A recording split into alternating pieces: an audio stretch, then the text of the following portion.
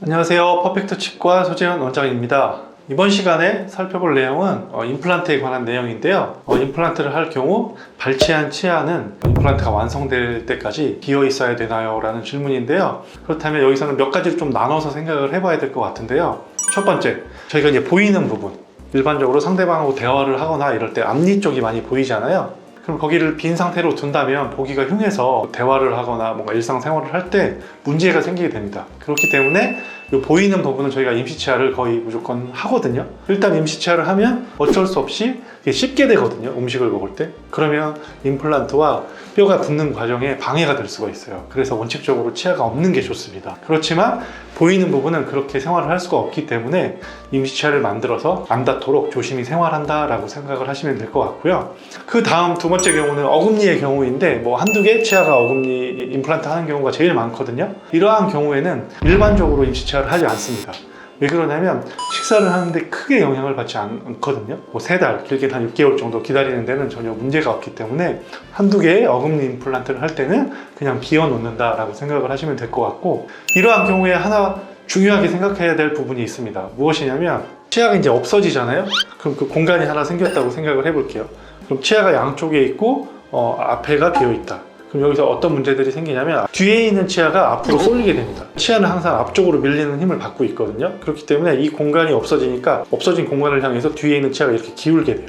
한 3개월 이 정도 안에는 크게 움직이진 않는다고 보고 있지만 그럴 가능성도 고려를 해야 됩니다. 또 하나는 대합치라고 저희가 하는데요. 맞닿는 치아가 없다 보면 위에 있는 치아가 밑으로 쏟아지게 돼요. 그럼 반대로 위에 치아가 없다면 밑에 있는 치아가 올라오게 됩니다.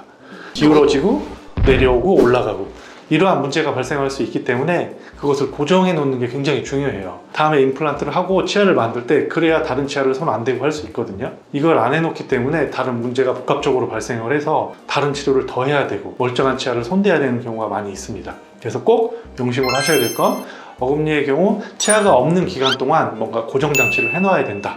중요하게 생각을 하시면 될 것 같습니다. 그리고 마지막으로 세 번째의 경우인데요. 어금니 지금 한두 개가 없는 경우에는 그냥 빈 공간 상태로 고정장치만 하고선 기다린다 라고 설명을 드렸잖아요. 그런데 다수의 치아가 발치되었을 경우에는 임시치아까지 만들 수 있다. 어금니도 이렇게 생각을 하시면 되고요. 보통 이렇게 한 번에 임플란트를 여러 개 심은 다음에 임시치아까지 만들어 드리는 경우를 보통 원데이 임플란트. 원데이 임플란트라는 거는 마지막 최종 보철물까지 한 번에 완성을 할 수는 없어요. 신 다음에 임시치아까지 해서 이렇게 만들어 드리는 거를 원데이 임플란트라고 하고요. 치아가 씹는 힘을 받으면 어찌됐건 간에 임플란트와 뼈와의 융합 과정에서 방해가 될 수 있습니다. 임플란트를 심고 나서 초반에는 치아가 없는 것이 좀 좋다고 생각을 하시면 될 것 같아요.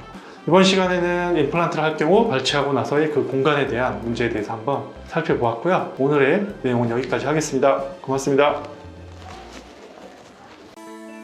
For your better life, 팩트는 퍼펙트 치과.